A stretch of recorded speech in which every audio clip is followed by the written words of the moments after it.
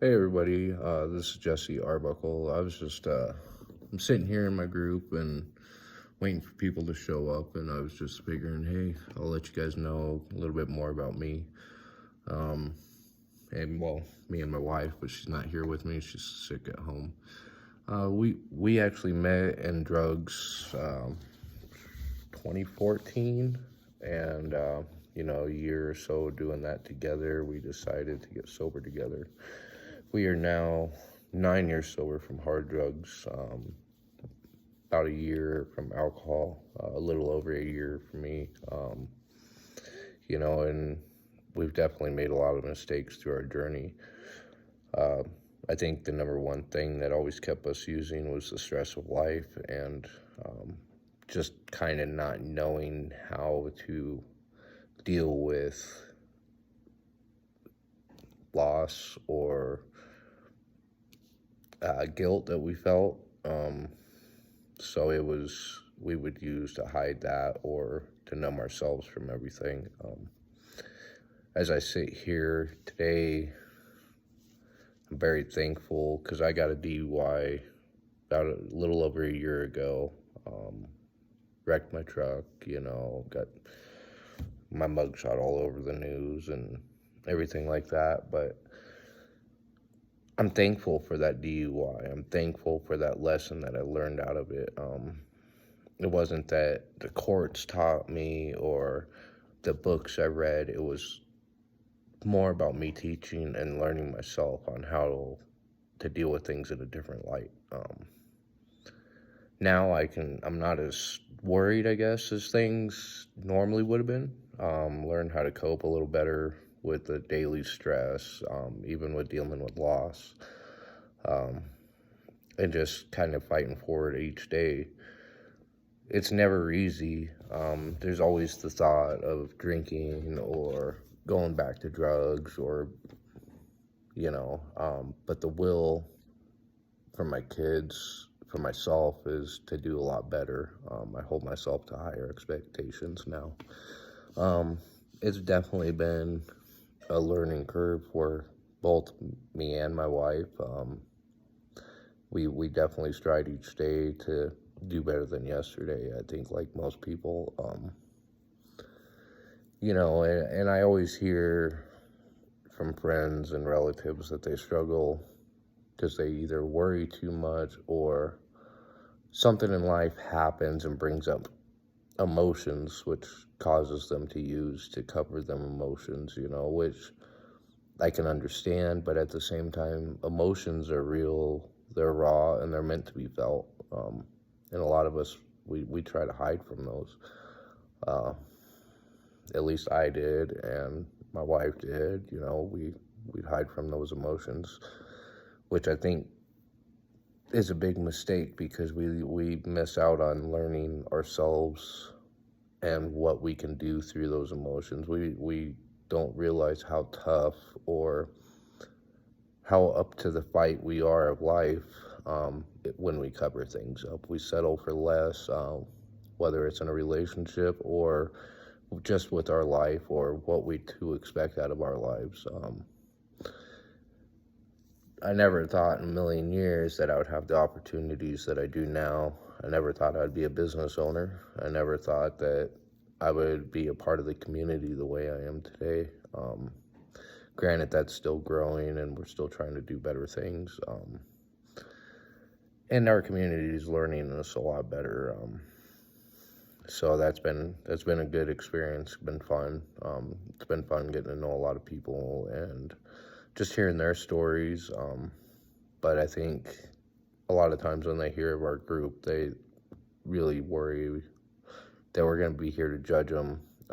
We're really just addicts like the rest, just trying to deal with everything. But we figured if we can be an ear to somebody, a phone call in the middle of the night instead of using, just anything, whether it's use or just your daily stress that you need to vent out, we're always here. But it's been a fun ride. The things that we're doing in life today, I would never thought we would be doing. the good that we see in each and every day is just awesome. Never thought life would be enjoyable like it is. I always looked at it as miserable. It just sucked as life, and never realized, hey, I can enjoy life. It's not all that bad. Learned how to put a lot of stresses away instead of worrying about them. I mean, they're still there. Obviously, I got to deal with them as an adult, but I don't let it worry me as much as it used to where I would think about it 24/7, or how am I going to do this? I have a lot of faith in God. My wife has a lot of faith in God, so we both understand that just having faith, God's working behind the scenes. For us, that's great. I know not everybody believes that, but it's whatever to their own. I'm not here to judge or to push religion on anybody. I'm here as an actual person that's gone through lots of addictions, lots of problems, lots of issues, and just kind of come out of it and wanted to help other people. That's my genuine heart. Everybody says I've gotten criticism over, oh, you're just doing this to not work or to collect money as a nonprofit or so-and-so. And they can say whatever they want. It's up to them. But if most knew my true heart, they would understand I'm here to help. I don't want money out of it. Obviously, just like anybody else, I still have bills to pay. But it's not about money. It's not about putting my name out there. To me, if I can help one person, that's worth everything that I do. If I can change one person's life or even help guide them to change their life and let them see a better life in themselves, that's everything. And we strongly believe in that. We strongly believe in second chances, third chances. I've had many chances. And I'm grateful that I have another chance. So I just wanted to fill people in on who I am, what we're about. We're just here to try to be an ear or a piece of advice or living proof that it is possible. And that things could turn out great from it. It just depends on what you're willing to put into it. We put a lot of work into it over the years and really just push real hard. And it does get easier, but it's not something that just goes away. It's a battle each and every day. You have to put a will before you each and every day that I'm not going to use. I'm not going to do this. I'm going to be a better person than this. Things are going to get better, and if I use, they're not going to. If I drink, they're not going to. They're just going to get worse. Might not be worse at first, because that's how I got back into drinking was I'm going to have a beer after work. I'm going to just drink a cold, refreshing beer. Beer leads to sex, so forth. Soon beer wasn't cutting it, bottle would. And that's me. That's how I am. I can't do stuff like that. So I realized I can't drink at all anymore. And it's not that I can't, it's that I won't, because I'm not willing to risk my family, myself. I don't want my son to see me that way anymore. I want him to see a good, happy dad. I want my wife to look at a man she's proud of. But on top of that, I want to be able to say, I lived my life correctly and as proud as I can. So even through all the mistakes, even through all the errors, I'm proud of all of that because it led me to this place, to this person, to the man I am today, to be happy and proud of. It's just that easy for me anymore. At first, it wasn't, at first I kept telling myself, you don't even deserve to be here after what you do, after what you've done. And You know, I've done a lot of bad things in my life, and a lot of sleepless nights over the bad things. But I also believe in forgiveness, and I believe God's forgiven me. Um,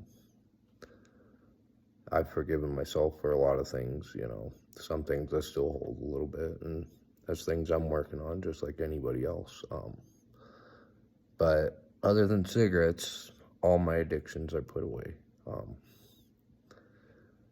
Now it's a whole different addiction. It's addiction to helping people. It's an addiction to being people my story, to maybe detour them from a bad road ahead. Um, I get a lot of criticism because of my past and the things that I've been through or done. I made mistakes just like everybody else. And I've learned from them, and I'm still learning from them each day. And I work really hard just to be a better person in general, and learning to enjoy life again, learning to be happy again, learning to see beauty in life again that wasn't there before.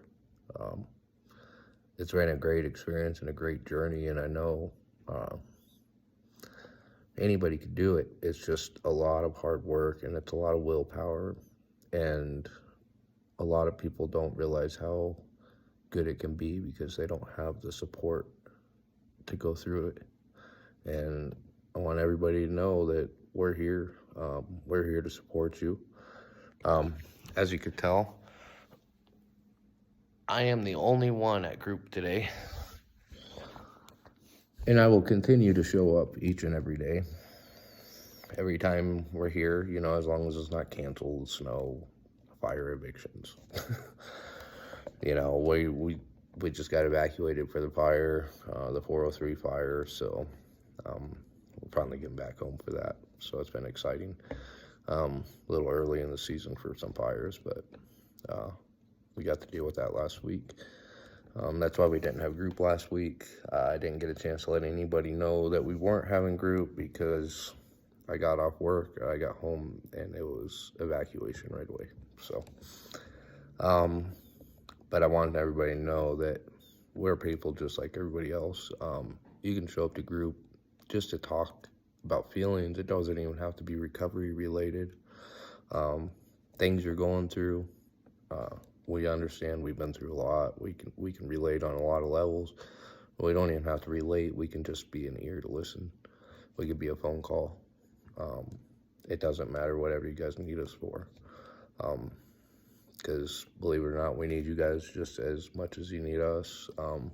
Because sometimes we need an ear. Sometimes just to have somebody to talk to sometimes that's the best way. We're a fairly new group. We started a couple months ago. You know, we get some days where we got people, and we get days where we don't. Little town.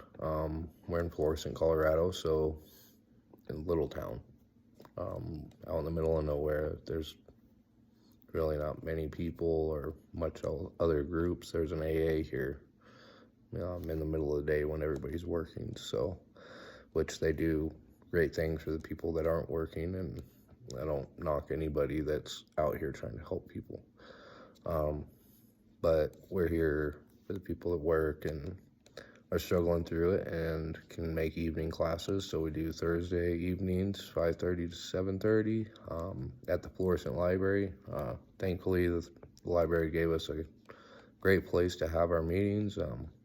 We could hold a lot of people here and look into growing this into some better, bigger things. So just filling you in on us, and we really hope to start seeing everybody here, and just understand we are relatable and we're here for everybody else. Again, if you need me, 719-300-9205. My wife, 719-728-7262. We're here for anybody that needs it, and we're an ear for everybody. I just wanted to fill you in on that and let you know some of about me and our struggles that we've gone through. And I'm sure if you come in the group, you'll hear a lot more. Look forward to seeing you.